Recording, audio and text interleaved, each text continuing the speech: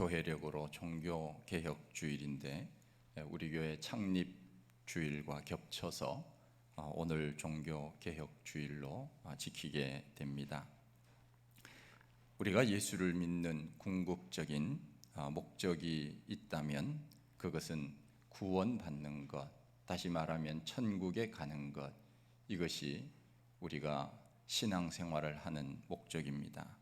그런데 또 다른 목적이 있다면 그것은 우리가 이 땅에서 예수님을 증거하고 예수님을 닮아가는 것, 이것이 바로 우리가 예수를 믿는 목적이라 그렇게 말할 수 있습니다.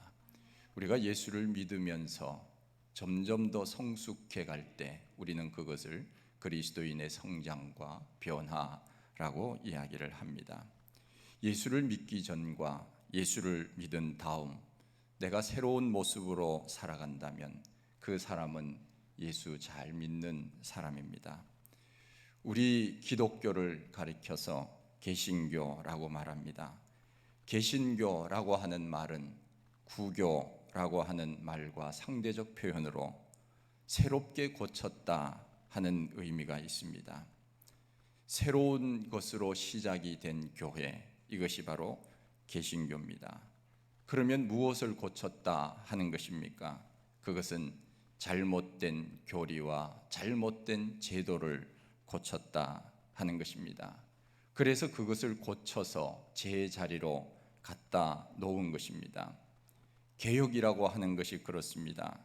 종교개혁자들이 부르짖은 것은 어떤 새로운 것을 하자는 것이 아닙니다. 처음으로 돌아가자 하는 것, 이것이 바로 종교개혁자들이 부르짖은 그런 구호입니다.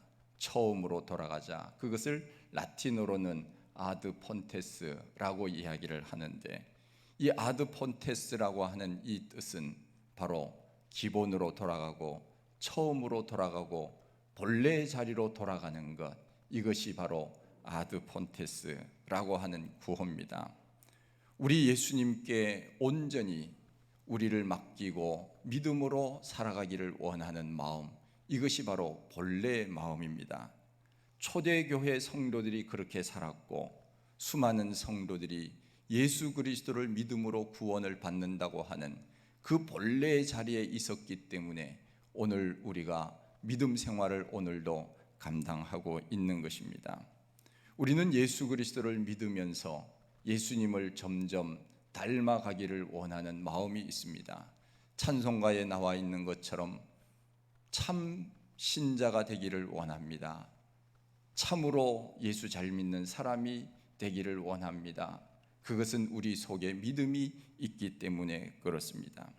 종교개혁자들이 부르짖었던 것, 이것은 바로 예수 그리스도께로 돌아가자, 본래의 자리로 돌아가자 하는 의미가 있다 하는 것입니다. 우리는 흔히 그런 이야기를 합니다. 천주교는 큰 집이고 우리 개신교는 작은 집이다, 그런 이야기를 합니다.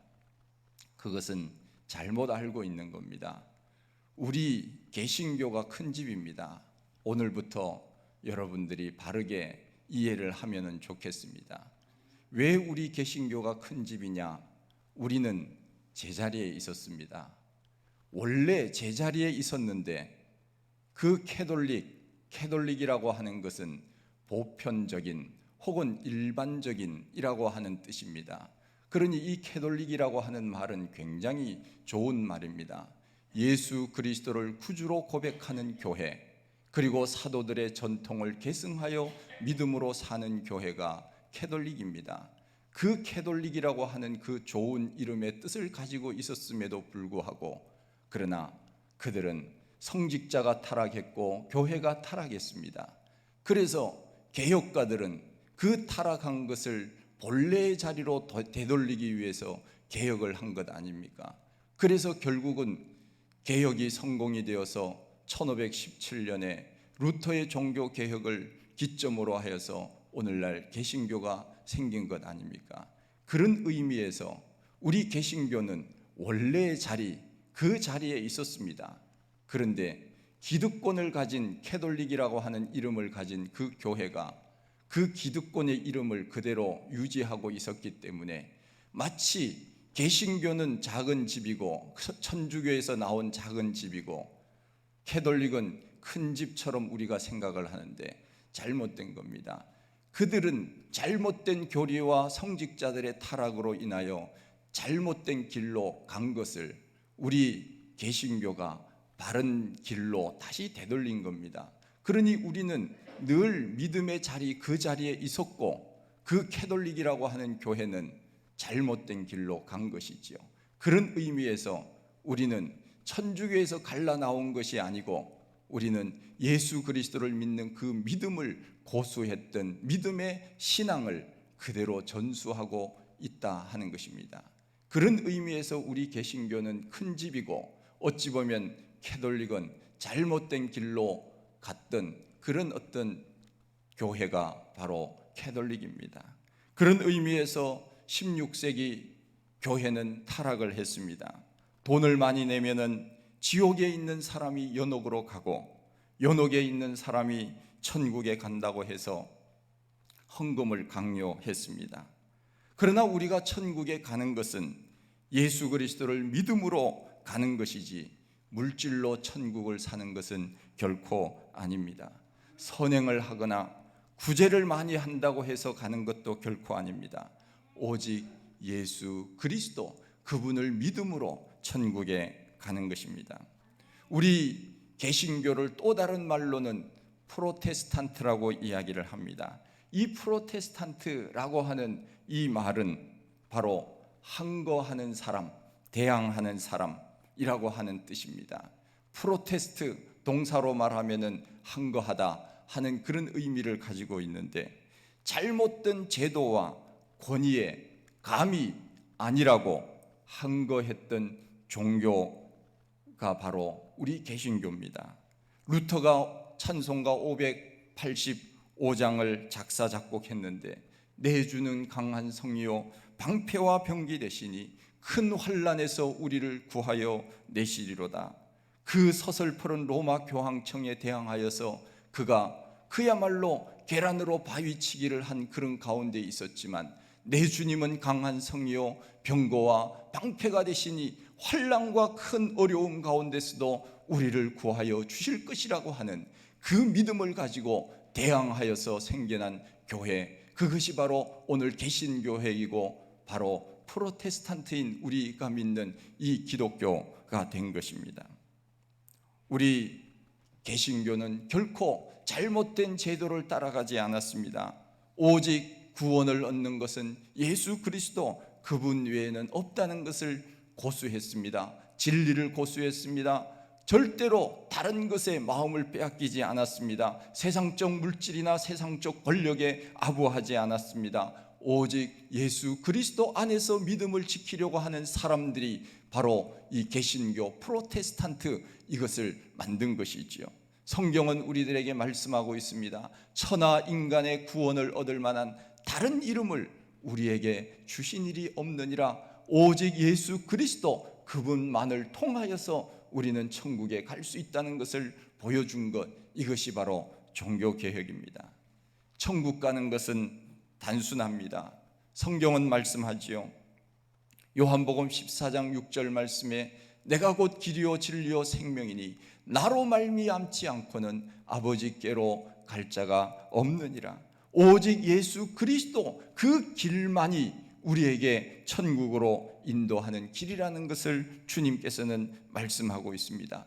그분을 내 마음속에 믿고 구주로 영접하면은 우리는 천국에 갈 수 있는 것이고 하나님의 나라의 백성으로 이 땅을 살 수 있는 것입니다. 여러분, 믿는다고 하는 것이 무엇입니까? 그것은 내가 맡긴다고 하는 것입니다. 내가 너를 믿는다, 그래서 나는 너에게 모든 것을 맡긴다, 이런 관계가 믿음의 관계가 아닙니까? 우리가 예수님을 믿는다고 한다면 우리의 삶을 그분께 맡기고 사는 겁니다. 주님, 내 삶을 주님께 맡깁니다. 이것이 바로 믿음의 사람이 아닙니까? 유명한 함석헌 선생님은 그런 유명한 시를 지었습니다. 시 제목은 그대는 가졌는가? 말리길 떠나는 날 처자를 내맡기고 마음 놓고 갈 수 있는 사람 그대는 가졌는가? 배가 파선할 때 구명대 너에게 던져주며 너는 살아라. 그러면서 구명대 던져줄 수 있는 사람, 그 사람은 가졌는가? 한번 생각을 해보십시오. 말리길을 떠나는데 저와 자식을 내 좀 맡겨달라고 친구에게 맡기고 갈 수 있는 그 사람을 가졌다면 그것은 믿음의 사람이기 때문에 그런 것이 아니겠습니까? 아무 사람에게 저와 자식을 맡겨놓고 먼 길을 갈 수 있겠습니까? 바로 믿음이 없다면 맡길 수 없는 것입니다. 우리가 믿음이 없다면 우리의 삶을 어떻게 하나님 앞에 맡길 수 있겠습니까? 고독하고 외로울 때, 어려운 일이 닥쳐올 때 마음 놓고 내 문제를 그분께 맡기고 아뢰일 수 있다면 우리는 얼마나 행복한 사람이겠습니까? 우리가 어떤 일들을 할 때 신뢰 관계가 중요하지 않습니까? 신뢰하면 뭐라도 맡기게 됩니다. 그러나 신뢰하지 아니하면 더 이상 맡기기가 어렵습니다. 우리의 하나님은 얼마나 신실하신 분인지 모릅니다. 우리의 하나님은 어제나 오늘이나 동일하십니다. 우리 예수님은 어제나 오늘이나 동일하다고 성경은 히브리서에서 말씀하고 있지 않습니까? Jesus Christ is the same yesterday and today. 언제나 forever, 영원히 우리 주님은 변함이 없습니다. 신실하십니다. 그러기에 우리는 그분께 우리의 모든 삶을 다 맡길 수 있는 것입니다. 믿음이 있기 때문에 그런 것입니다. 가정의 문제, 직장의 문제, 사업의 문제, 인생의 모든 문제를 우리는 그분을 믿기 때문에 그분께 맡기는 것입니다. 우리 사람은 얼마나 조변 섞게 하는지 모릅니다. 아침 다르고 저녁 다릅니다. 금방 말했다가도 손바닥 뒤집듯이 사람들은 말을 바꿉니다. 그러나 우리의 하나님은 그렇지 않습니다. 우리의 하나님은 영원히 변함없이 언제나 그 자리에서 신실하게 약속을 지키시는 분입니다. 예수 그리스도를 믿으면 구원을 받는다고 하는 그 말씀을 우리 하나님은 바꾸지 않으십니다. 예나 지금이나 오늘이나 영원히 우리는 예수 그리스도를 믿음으로 말미암아 구원을 받는다고 하는 것을 성경은 말씀하고 있습니다. 그런데 믿음이라고 하는 것이 내가 믿는다고 다 믿어지는 것은 결코 아닙니다. 이것이 하나님의 말씀이라고 아무리 가르치고 들려준다고 해도 나는 그것을 믿지 않는다고 말하는 사람들이 있습니다. 종종 마지막 임종 때 신방을 가게 되면 예수 믿지 않는 사람들에게 복음을 전합니다. 예수 믿으셔야 됩니다. 지금 이 순간이라도 주님은 나의 구주가 되신다고, 그분은 나를 위하여 죽으셨다가 다시 살아나서 우리에게 영생을 주시는 분이라고 입으로 고백하면 천국에 갈 수 있습니다. 이야기해도 어떤 사람은 죽어가는 그 순간에도 고개를 좌우로 흔들면서 믿지 않는다고 말합니다. 믿음이라고 하는 것은 쉽게 받아지는 것이 결코 아닙니다. 믿음은 성경은 말씀합니다. 하나님의 선물이라고. 하나님께서 우리들에게 선물을 주셔야 내가 믿음이 생긴다 하는 것입니다. 여러분들이 입술로 하나님은 나의 아버지라고 고백할 수 있습니까? 그렇다면 우리는 믿음의 사람입니다. 우리는 예수 그리스도를 주님이라고 고백할 수 있다면 우리는 믿음의 사람입니다. 그러나 이 땅의 수많은 사람들은 그 말을 듣지 않습니다. 들어도 그것을 믿으려고 하지 않습니다. 그러기에 이 믿음이라고 하는 것은 보통 일이 아닙니다. 정말 여러분들은 믿음이 있기 때문에 오늘 보이지 않는 하나님 앞에 나와서 이렇게 우리가 마음과 정성과 뜻을 다하여 예배를 드리지 않습니까? 세상의 수많은 종교들은 다 보이는 종교들입니다. 눈에 보고 절을 하고 복을 달라고 빕니다. 그러나 우리는 보이지 않는 하나님, 보이지 않는 삼위일체 그 하나님 앞에 우리를 맡기고 사는 사람들 아닙니까? 이 믿음이 보통 믿음입니까? 정말 대단하신 분들입니다. 저도 대단하지만 우리 모두가 다 대단하신 분들입니다. 보이지 않는 하나님을 믿고 언제나 그분 앞에 내 인생을 맡기고 산다고 생각하면서 사는 사람이니까 얼마나 대단한 사람입니까? 이것이 내 의지로 된 것입니까? 아닙니다. 하나님이 우리에게 은혜를 주셨기 때문에 내가 믿게 된 것입니다. 하나님의 은혜가 먼저 있었고 그 다음에 믿음이 있은 겁니다. 하나님께서 내 마음을 먼저 어루만져 주셨기 때문에 우리에게 믿음이 생긴 것입니다. 히브리서 11장에 보면 믿음은 바라는 것들의 실상이요 보이지 않는 것들의 증거라고 말씀하고 있지 않습니까? 믿음이라고 하는 것은 그렇습니다. 보이지 않는 것을 오늘 내 눈으로 보는 것처럼 사는 것, 손으로 만져지지 않지만 내가 손으로 직접 만져보는 것처럼 사는 것, 이것이 바로 믿음이라고 했습니다. 이게 그냥 마음으로 쉽게 되는 것은 결코 아닙니다. 저는 천국에 가본 적이 없습니다. 하나님을 보여달라고 해도 하나님을 본 적이 결코 없습니다. 다만 성경에 이 말씀이 기록되어 있기 때문에 저는 이 성경 하나님의 말씀인 줄 알고 저는 이 성경 말씀을 100% 저는 받아들입니다. 그래서 누구든지 예수 그리스도를 믿으면 멸망하지 않고 영생을 얻는다고 하는 그 말씀을 믿기 때문에 저는 그 믿음을 하나님이 선물로 주셔서 제가 믿음이 생긴 겁니다. 창세기 1장 1절에 태초에 하나님이 천지를 창조하시니라 하나님 말씀하셔 주시지 않았습니까? 그러면 하나님이 이 모든 세상을 만드셨구나. 성경을 통하여 우리는 성경을 통하여 이 말씀이 살아계신 하나님의 말씀이라고 하는 것을 믿는 겁니다. 그리고 이 믿음은 흔들리지 않는 것입니다. 우리는 주님 다시 오시는 그날까지 우리의 믿음이 흔들려서는 안 됩니다.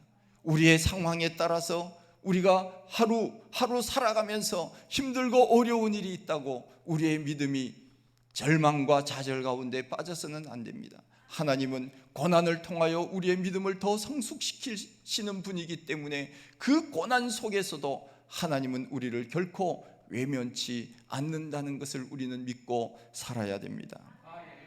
내 안에 믿음이 있다는 증거가 무엇입니까? 내 삶을 하나님 앞에 맡기고 믿음으로 사는 것. 하나님을 잘 모를 때는 마음이 답답하고 괴로웠지만 하나님 앞에 예배를 드리고 기도하고 말씀을 듣는 가운데 그 마음속에 평안이 찾아올 때 나도 모르게 그리스도 안에서 누리는 말할 수 없는 감동과 감격이 내 속에서 일어날 때 그것이 바로 믿음의 역사입니다. 나는 믿으려고 하지 않았지만 하나님께서 내 속에 감동을 주심으로 인하여 내가 나도 모르는 사이에 하나님의 놀라운 역사가 나타난 것입니다. 그것을 성경에서는 믿음의 역사라고 말하고 있습니다. 우리가 믿음이라고 하는 것, 이것은 지적인 동기가 아닙니다. 믿음은 내 삶 속에서 일어나는 영적인 변화, 이것이 바로 믿음입니다. 지식으로 이해하고 끝나면 하나님과의 깊은 교제가 일어날 수 없습니다. 머리에서 이해하고 그 이해한 것이 가슴으로 내려올 때 진정으로 우리는 예수 그리스도를 만나게 되고 하나님과의 깊은 영적인 교제가 이루어지는 것입니다. 내가 지금까지 믿었던 하나님이 바로 이런 분이었구나. 예수 그리스도의 십자가 사건은 바로 나를 위한 구원의 사건이었구나.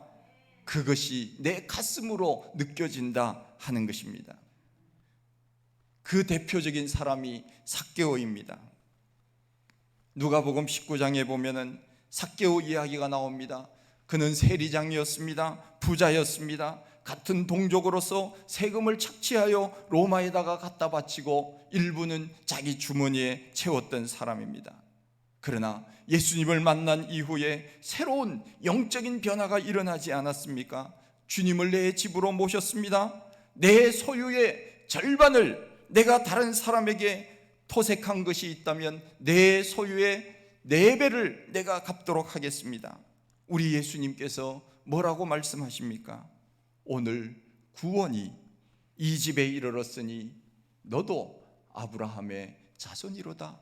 우리 주님께서 삭개오를 받아들이지 않습니까? 죄인, 사람들에게 손가락질 받았던 사람, 자기 욕심에 배불리며 살았던 그 사람, 그러나 우리 예수님을 만남으로 인하여 마음속에 영적인 변화가 일어났습니다. 그래서 내가 남의 것을 토색한 일이 있다면 4배나 갚겠습니다. 우리 주님께서 우리 집에 오셨다고 하는 사실로 삭개오는 얼마나 감격했는지 모릅니다. 이것이 바로 믿음입니다. 믿음의 역사입니다. 영적인 변화, 이것이 우리 삶 속에 끊임없이 일어나야 됩니다. 순간순간마다 우리는 하나님 감사합니다, 하나님의 은혜로 오늘 살아갑니다. 저는 오늘 아침에도, 여러분 세수 다 하고 오셨죠? 세수할 때 따뜻한 물로 하셨나요? 찬물로 하셨나요? 따뜻한 물로 대부분 했겠죠? 여름에도 따뜻한 물이 좋더라고요. 따뜻한 물로 세수를 할 때 저는 늘 감사합니다. 하나님, 이 지구상에는 정말 물이 없어서 어려움을 당하는 사람도 많은데 이렇게 찬물, 따뜻한 물 주셔서 마음껏 쓸 수 있도록 해주시니 이게 얼마나 감사한 일인지 모릅니다. 이것이 바로 믿음의 사람이 아니겠습니까? 우리의 마음속에 이와 같은 믿음의 역사, 이것이 끊임없이 일어난다면 우리는 구원받은 사람입니다. 믿음으로 사는 사람이라고 하는 것입니다. 삭개오의 삶이 완전히 변화되었습니다. 내 속에 믿음이 있으면 그 믿음으로 인하여서 우리 속에는 새로운 자신감과 용기와 담대함이 생깁니다. 내 속에 예수 그리스도를 구주로 영접하고 영원한 하나님의 나라가 있다는 것을 내 마음속에 믿는 순간부터 죽음의 공포가 다가올 때도 우리는 죽음으로부터 자유할 수 있습니다. 그 죽음으로부터 담대해질 수 있습니다. 이것이 바로 믿음의 역사입니다. 욕심의 문제가 생길 때 그 욕심마저도 하나님 앞에 내어놓고 양보하며 포기할 줄 아는 것, 이것이 바로 믿음의 역사입니다.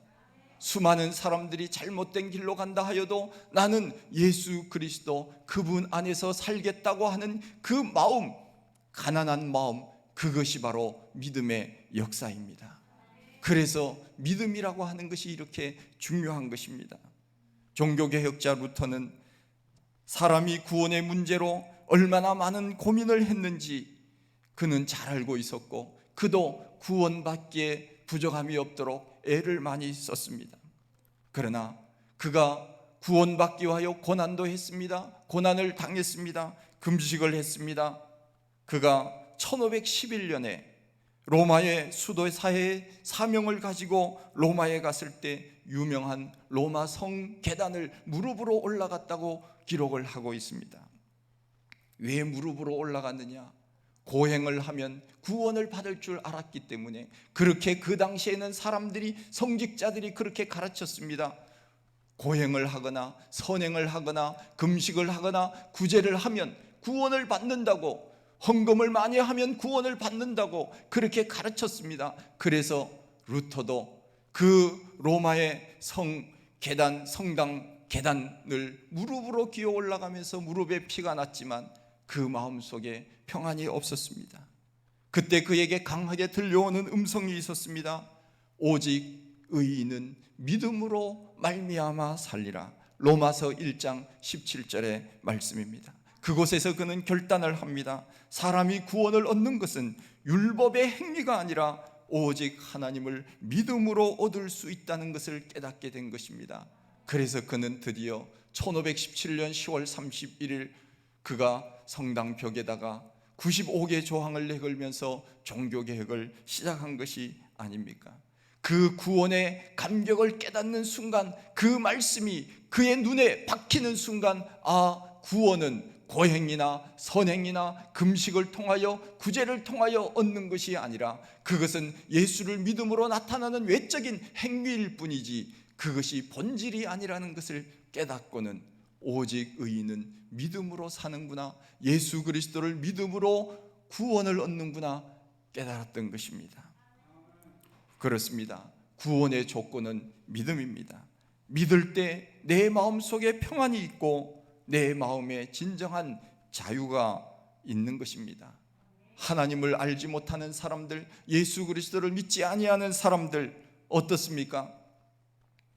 귀신을 섬기고 죽은 우상에게 절하면서 복을 달라고 빕니다. 성경은 수없이 말씀하고 있습니다. 우상은 아무것도 아니라고, 아무 사람이 장인, 장색들이 만든 것이라고, 손으로 만든 것, 움직이지도 못하고 말하지도 못하고 숨쉬지도 못하고 복도 주지도 못하는 그 인생에게, 그 귀신에게, 우상에게 인생을 걸고 이 땅을 사는 사람들이 얼마나 많이 있는지 모릅니다. 무슨 문제가 있을 때마다 무당에게 찾아가고 점장에게 찾아가서 묻는 사람들이 얼마나 많이 있는지 모릅니다. 우리의 인생을 그렇게 우상에게 맡기고 살아야 되겠습니까? 우리는 믿음의 사람들입니다. 로마서 4장에 아브라함의 할례 이야기가 나오는데, 아브라함이 언제 의로워졌느냐? 성경은 말씀합니다. 할례를 받은 후냐, 받기 전이냐? 정답은 아브라함은 할례를 받아서 의로워진 것이 아니라 할례 받기 전에 하나님께서 의롭다 인정해 주셨습니다. 로마서 4장 2절 말씀에 보면, 만일 아브라함이 행위로서 의롭다 하심을 받았으면 자랑할 것이 있으려니와.